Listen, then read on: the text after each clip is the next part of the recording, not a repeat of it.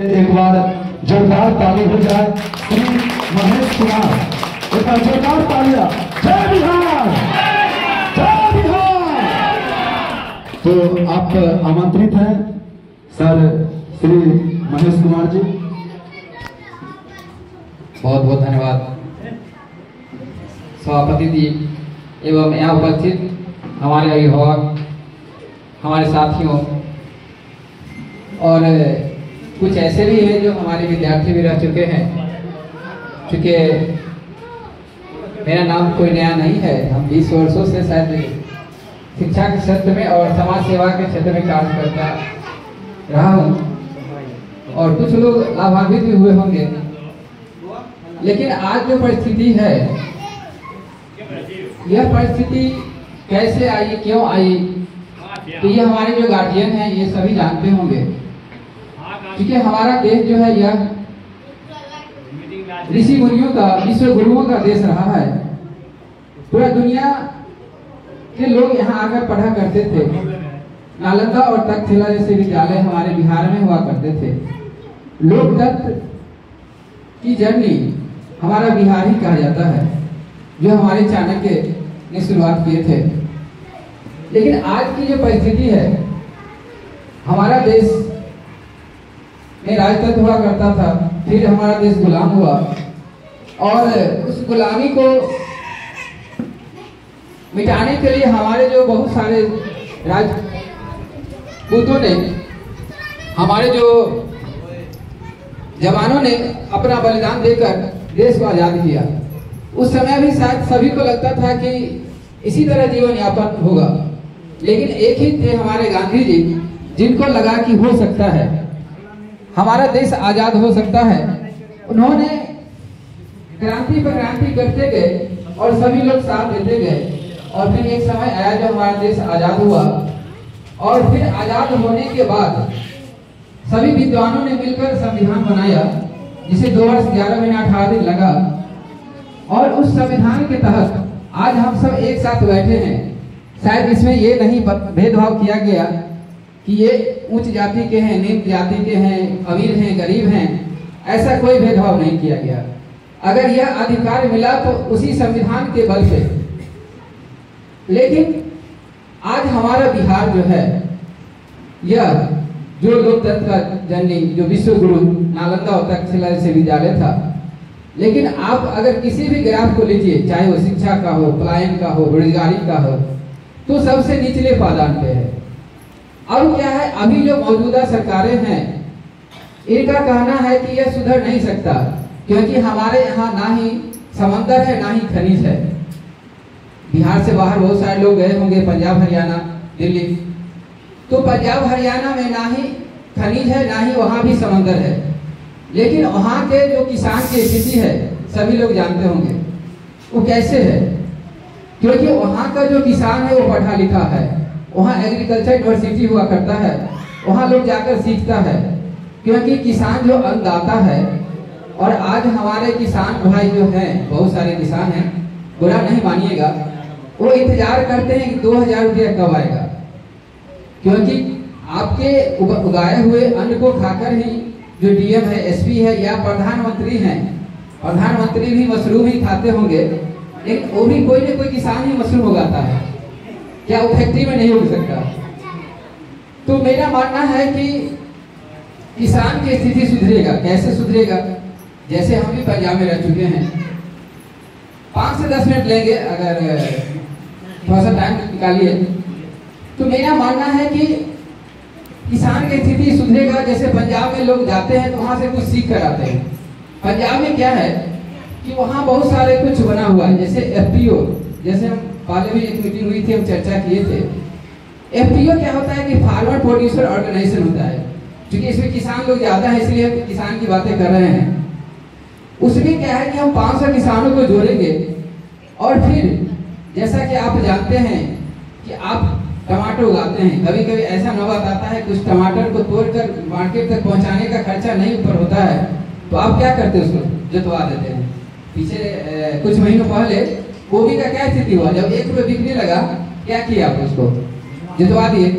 तो और किसान को क्या हुआ? स्पेशल नुकसान हुआ। और किसान का जब कमर टूट गया तो आगे मजदूर का भी क्या आप रोजगार नहीं दे पाइएगा, क्योंकि आपके पास पैसे नहीं है।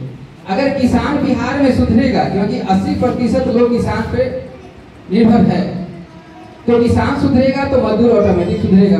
किसान के पास पैसा होगा तो आप मजदूर को दीजिएगा। तो मेरा मानना है कि ये जन स्वराज आए न आए, सरकारें बदले न बदले, लेकिन किसान की स्थिति हम सुधारेंगे एफपीओ बनाकर।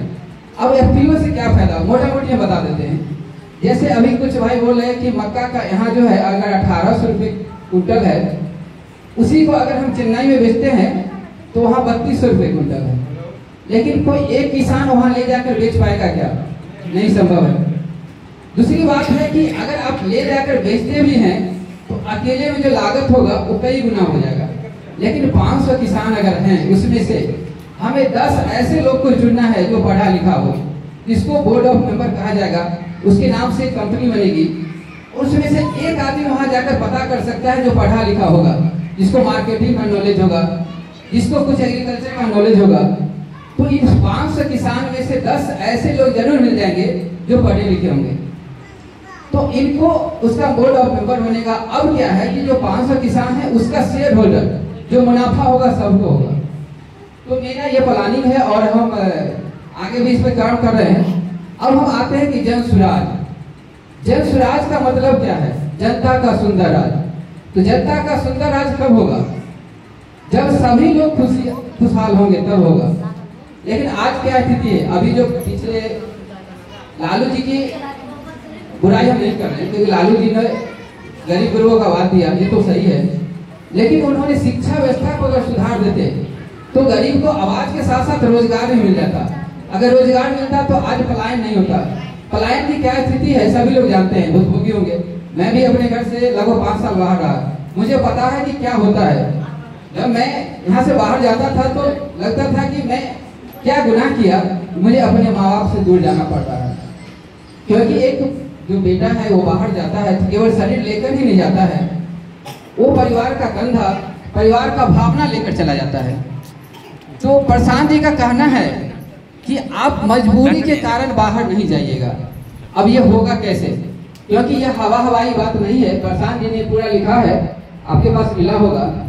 आज मनरेगा का क्या खेला है जानते हैं? मनरेगा में जो पैसा आता है वो गरीब मजदूर के लिए है, लेकिन उसी को क्या किया जाता है, जो बिचौलिए है उसको निकाल लिया जाता है। अब क्या है कि 2 कमियां हो रही है। थोड़ा सा टाइम देंगे, बस 5 मिनट में हम लोग अपना कार्यक्रम को संपन्न कर लेंगे।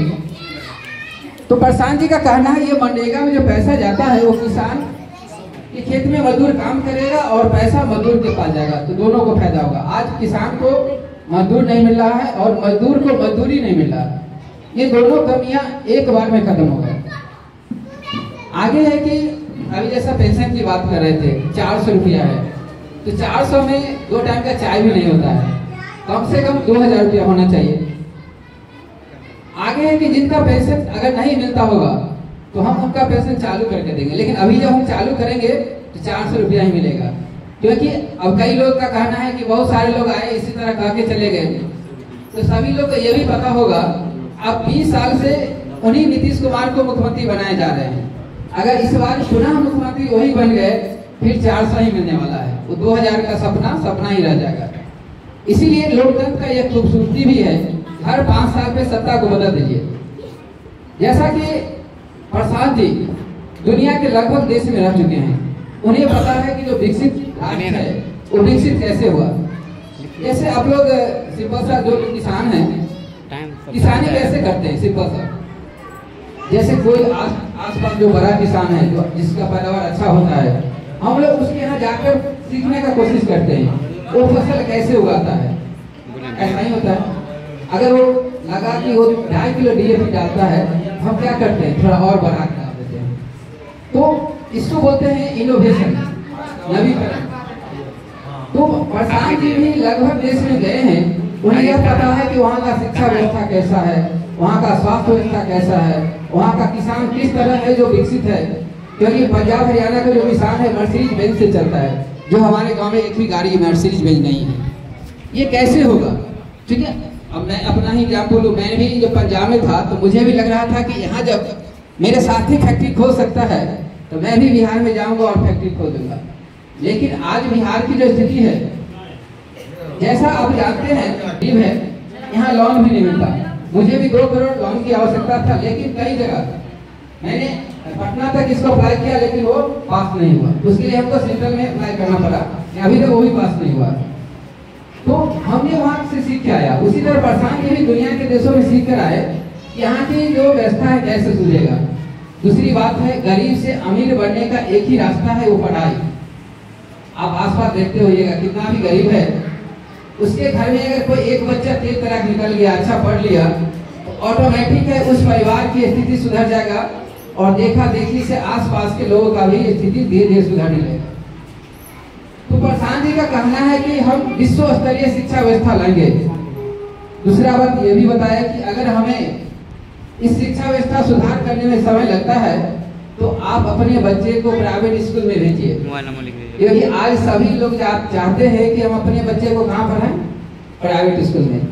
लेकिन वहाँ पैसा ज्यादा लगता है, स्कूल फी महंगा है, फिर ड्रेस है, किताबें हैं, ये सारा खर्चा सरकार देगी। तब तक आपको जहाँ इच्छा हो, या तो सरकारी में पढ़ाइए या प्राइवेट में, ये सरकार खर्चा इसका मुहैया करेगी। तो कैसा रहेगा या बेहतर रहेगा? ये बेहतर कब होगा? जब स्वराज की सरकारें आएगी।